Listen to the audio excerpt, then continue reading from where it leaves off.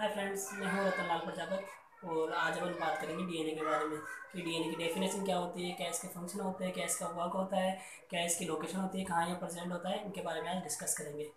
तो दोस्तों अपन बात करते हैं सबसे पहले अपन डीएनए के बारे में। तो डीएनए का पूरा नाम क्या होता है, फर्स्टली अपन बात करेंगे डीएनए का पूरा नाम क्या होता है।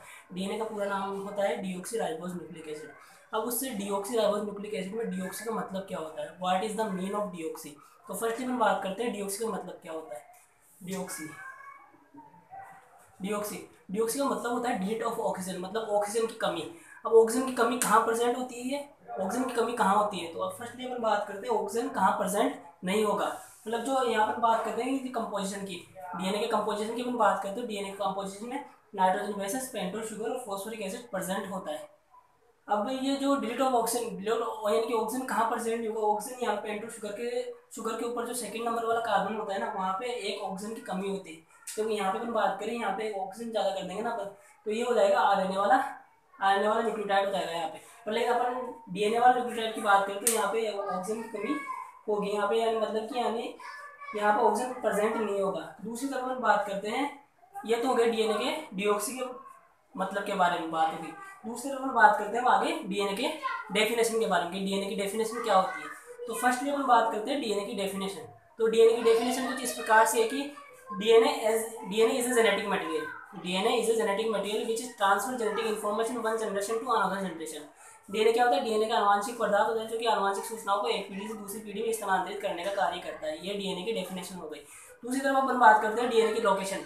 तो डीएनए की लोकेशन मतलब जनरली डीएनए न्यूक्लियस के अंदर प्रेजेंट होता है। तो अपने न्यूक्लियस के अंदर भी कहाँ प्रेजेंट होता है, न्यूक्लियस के अंदर जो क्रोमेटिन होता है ना, क्रोमेटिन के अंदर डीएनए प्रेजेंट होता है। अब डीएनए प्रेजेंट हो गया न्यूक्लियस के अंदर, न्यूक्लियस के अलावा भी डीएनए और सेल के अंदर भी प्रेजेंट होता है। जैसे अपन बात करें माइटोकॉन्ड्रिया के अंदर, तो माइटोकॉन्ड्रिया के अंदर भी डीएनए प्रेजेंट होता है, उसका खुद का डीएनए प्रेजेंट होता है माइटोकॉन्ड्रिया के अंदर। दूसरी तरफ अपन बात करें क्लोरोप्लास्ट, तो क्लोरोप्लास्ट के अंदर भी डीएनए प्रेजेंट होता है। और तीसरा न्यूक्लियस के अंदर होता है क्रोमेटिन के अंदर। और ये इसकी प्रेजेंस हो गई, लोकेशन हो गई। तीसरी अपन बात करते हैं इसकी वर्क की, फंक्शन की। तो फंक्शन क्या होता है, तो मेनली जो फंक्शन जो होता है डीएनए का फंक्शन जो होता है मेनली कि आनुवांशिक सूचना को एक पीढ़ी से दूसरी पीढ़ी में स्थानांतरित करने का कार्य यही होता है। ये क्या करता है, मतलब डीएनए क्या होता है, आनुवांशिक जो कि जेनेटिक इन्फॉर्मेशन होती है उसको कैरी फॉरवर्ड करने का काम करता है one generation to another generation. ये इसका वर्क हो गया। अब इसका कंपोजिशन की बात करते हैं। तो डीएनए का कंपोजिशन क्या होता है, फर्स्टली इसके बाद में बात करते हैं न्यूक्लिक एसिड की। तो न्यूक्लिक एसिड, डीएनए भी न्यूक्लिक एसिड है, आरएनए भी न्यूक्लिक एसिड है। अगर अपन डीएनए का नहीं, अपन डीएनए का नहीं, अपन न्यूक्लिक एसिड का अगर कंप्लीट हाइड्रोलाइसिस करवाते हैं, मतलब पूर्ण जल अपघटन करवाते हैं ना, तो अपने को डिफरेंट टाइप के कंपोनेंट अचीव होते हैं। फर्स्टली अपन बात करें प्यूरिन एंड प्राइमरीन बेसिस, ये अपने को प्राप्त होंगे। पेंटोस शुगर अपने को प्राप्त होगा और फॉस्फोरिक एसिड अपने को प्राप्त होगा। अब इसकी कंपोजिशन की बात करते हैं अपन, तो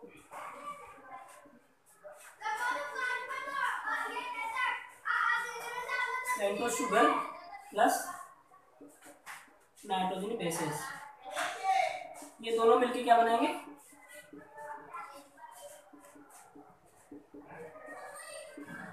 ये दोनों जब मिलेंगे तो न्यूक्लियोसाइड का फॉर्मेशन करेंगे। पेंटोस शुगर और नाइट्रोजन बेसिस दोनों अगर कंबाइन में मिलेंगे तो न्यूक्लियोसाइड का फॉर्मेशन करते हैं। अब हम बात करते हैं न्यूक्लियोटाइड की। तो अगर न्यूक्लियोटाइड बनाना है अपने को, तो इसके अंदर अपन फॉस्फोरिक एसिड भी ऐड कर देंगे। ये लो जी, अगर तीनों कंबाइंड में एक जगह प्रेजेंट होता है तो ये क्या हो जाएंगे, न्यूक्लियोटाइड हो जाएंगे, न्यूक्लियोटाइड। अब हम बात करते हैं डीएनए की। तो डीएनए की सबसे जो मोनोमर जो यूनिट होती है, मतलब एक अलग इकाई की बात करते हैं, तो वो न्यूक्लियोटाइड होती है। चलो ये भी होगा कंपोजिशन। अब इसका कंप्लीट हाइड्रोलाइसिस करवा दिया अपन ने डीएनए का, तो अपने को ये चीज अच्छी होगी, जैसे पेंटोस शुगर हो गया, नाइट्रोजन बेसिस हो गया, फॉस्फोरिक एसिड हो गया।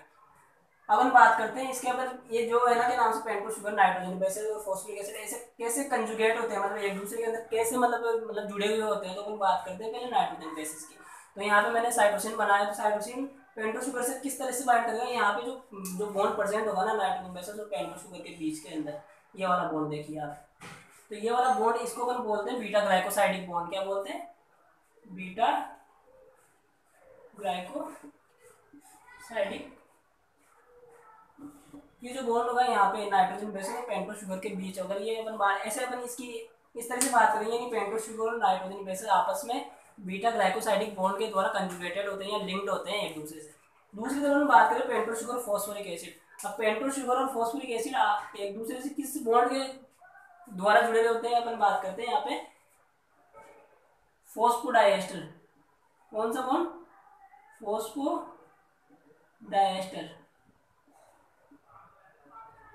पेंटोस शुगर और फॉस्फोरिक एसिड एक दूसरे से फॉस्फोडाइएस्टर बॉन्ड के द्वारा कंजुगेटेड होते हैं, लिंक्ड होते हैं एक दूसरे से। अब ये क्या है? ये एक न्यूक्लियोटाइड है पूरा, मतलब ये क्या है? डीएनए की मोनोमर यूनिट है, मतलब ये सबसे छोटी इकाई है न्यूक्लिक वो डीएनए की अपन बात करते हैं। यहाँ पे इसके अंदर नाइट्रोजन बेसिस हो गया, पेंटोस शुगर हो गया, फॉस्फोरिक एसिड हो गया। अब यानी कि बहुत सारी मतलब ये जो न्यूक्लियोटाइड है ना, मतलब बहुत सारे न्यूक्लियोटाइड आपस में जुड़ेंगे, तो जुड़ने के बाद में पॉलीन्यूक्लियोटाइड चेन का फॉर्मेशन करते हैं। वो polynucleotide chain DNA double helix का फॉर्मेशन करती है। चलो यहाँ तक बात समझ में आ गई। अगर अपन आगे चलते हैं, आगे की बात करते हैं अपन, तो आगे की बात के अंदर बात करें अपन, ये जो न्यूक्लियोटाइड जो होते हैं ना, यानी कि 8 टाइप के न्यूक्लियोटाइड प्रेजेंट होते हैं, मतलब 8 प्रकार के न्यूक्लियोटाइड एनिमल और प्लांट सेल के अंदर प्रेजेंट होते हैं। अपन दूसरी तो बात करें, तो अपन बात करें जैसे क्रोमोसोम है अपना, तो एक क्रोमोसोम के अंदर 50 मिलियन से भी ज्यादा न्यूक्लियोटाइड प्रेजेंट होते हैं एक क्रोमोसोम के अंदर। बात होगी यहाँ पे। अब अपन बात करते हैं डीएनए डबल हेलिक्स मॉडल की बात करते हैं। तो ये डीएनए डबल हेलिक्स मॉडल किसने सबसे पहले डिस्कवर किया था उसकी बात करेंगे, कब किया था, कब इनको नोबेल प्राइज मिला, तो अपन बात करते हैं इसके बारे में। फर्स्टली अपन बात करते हैं अपने न्यूक्लिक इसके बारे में, डीएनए डबल हेलिक्स के बारे में। तो डीएनए डबल हेलिक्स से सबसे पहले डिस्कवर किया था वॉटसन एंड क्रिक ने 1953 के अंदर। इन्होंने ये DNA double helix model discover किया था। उसके बाद में इन्होंने क्या नाम से 1960 के अंदर इनको नोबेल प्राइज से नवाजा गया था 96 के अंदर। अब इसके अंदर इन्होंने कैसे मॉडल इसको कैसे प्रस्तुत किया, इसके बारे में अपन पढ़ेंगे अब डिटेल के अंदर। फर्स्टली अपन बात करते हैं डीएनए इसकी डबल हेलिक्स मॉडल की बात करते हैं। तो डबल हेलिक्स मॉडल ये जो चलो अपन बात करते हैं पहले एनिमल के बारे में।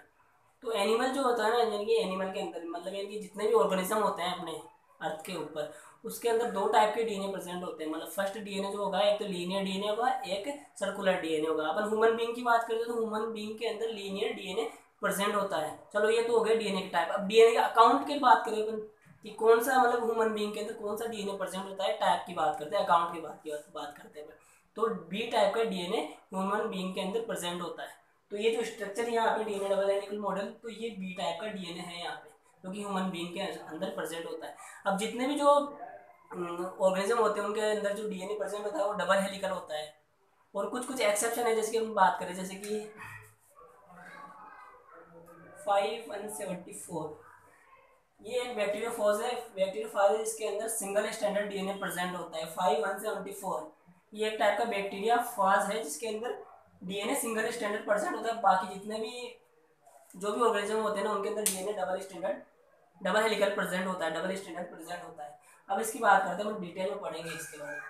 तो ये डिस्कवर कर दिया था वॉटसन और क्रिक ने 1953 के अंदर। उनको 1960 के अंदर नोबेल प्राइज से अवार्ड मतलब नवाजा गया था। अब इसके अंदर की बात करते हैं। अब इसके अंदर फर्स्ट हम बात करते हैं इसकी पिच की। तो पर टन मतलब ईच टन के अंदर इसके अंदर 20 न्यूक्लियोटाइड प्रेजेंट होते हैं। मतलब हम बात करें दूसरी तरफ अपन बात करें तो 10 बेस पेयर पर टन के अंदर इसके अंदर प्रेजेंट होता है। और अपन दूसरी तरफ अपन बात करें तो 20 न्यूक्लियोटाइड प्रेजेंट होंगे पर टन के अंदर। इसके डायमीटर की बात करते हैं अपन, इसकी डायमीटर की बात करते हैं अपन, डायमीटर की। तो इसका डायमीटर जो होता है ना 20 एंगस्ट्रॉम इसका डायमीटर होता है। और पर पिच की बात करें मतलब पर टन की, तो पर टन की जो लेंथ होती है वो 34 एंगस्ट्रॉम पर टन की लेंथ होती है। और 2 न्यूक्लियोटाइड के बीच की जो लेंथ जो होती है ना उसको अपन 3.4 एंगस्ट्रॉम मानते हैं। मतलब 3.4 एंगस्ट्रॉम प्रेजेंट होती है 2 न्यूक्लियोटाइड के बीच की दूरी। चलो ये हो गया। अब जो अपन बात करते हैं यहाँ पे 3 प्राइम है, तो 3 प्राइम के सामने वाला जो मतलब जो स्ट्रैंड होगा वो 5 प्राइम होगा। हमेशा अपोजिटली डायरेक्शन के अंदर ही बाइंड करते हैं एक दूसरे से। कंप्लीमेंट्री जो सीक्वेंस होगा ना वो अपोजिट डायरेक्शन के अंदर बाइंड करेगा इसके अंदर। और अब इसके अंदर की बात करते हैं अपन, तो इसके अंदर एडेनिन जो है ना, चलो अपन नाइट्रोजन बेसिस की बात करते हैं। नाइट्रोजन बेसिस 2 प्रकार के होते हैं, प्यूरिन और प्राइमेडिन। तो प्यूरिन की अपन बात करते हैं तो प्यूरिन 2 प्रकार के होते हैं, एडेनिन और ग्वानिन।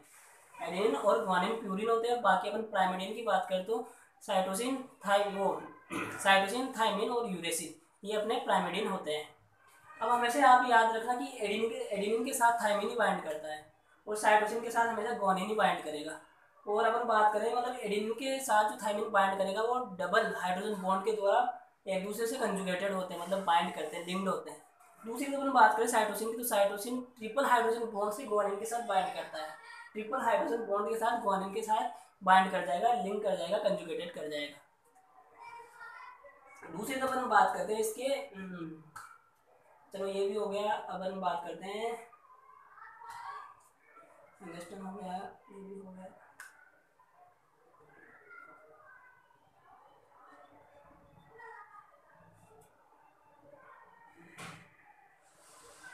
हाँ, इसके रोटेशन की बात करते हैं। इसका जो रोटेशन होता है ना, राइट हैंडेड रोटेशन, मतलब यानी कि राइट हैंडेड रोटेशन के अंदर ये रोटेट करता है। और दूसरी तरफ हम बात करें जेड डीएनए की, तो जेड डीएनए जो होता है ना, इसका अपोजिट होता है, मतलब वो जो है ना लेफ्ट हैंडेड डायरेक्शन के अंदर रोटेट करता है।